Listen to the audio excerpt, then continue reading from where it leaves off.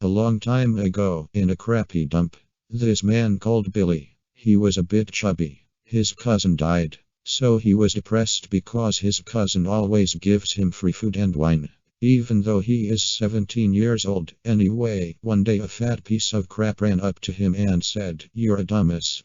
Billy felt his anger rising. He remembers his cousin died, so he kicked the man in the balls so bloody hard that he spat out blood.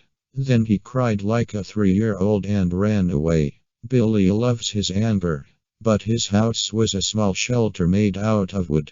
Then the Billy went in the shelter and looked at his cousin's house. The sign next to his house saying, "The Man House." Then he said, "I will summon him now." He stood up. By the way, Billy was homeless. He was a beggar. Anyway, then he clenched his fists and ran across the road to his cousin's house. The door shut behind him. He thought it was the wind. But then, he grabbed a pencil and made the devil sign.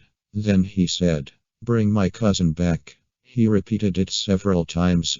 Then he saw his cousin's head rising from the floor. And he saw his torso, arms, legs, and diarrhea came out of the ceiling. Then he saw his cousin.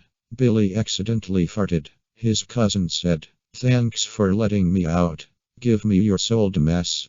Billy realized that he wasn't his real cousin, and that he accidentally summoned a demon. He threw a piece of onion at the demon. Then he ran outside, running back to his shelter. He grabbed his sleeping rope and put his neck in the rope and hung it on a tree, and held my breath. And after half a minute, Billy fainted and died from committing suicide. Then blood came out of his mouth from death. And remember that if you go to a house that says the Man House, just remember that Billy and his cousin are haunting the house.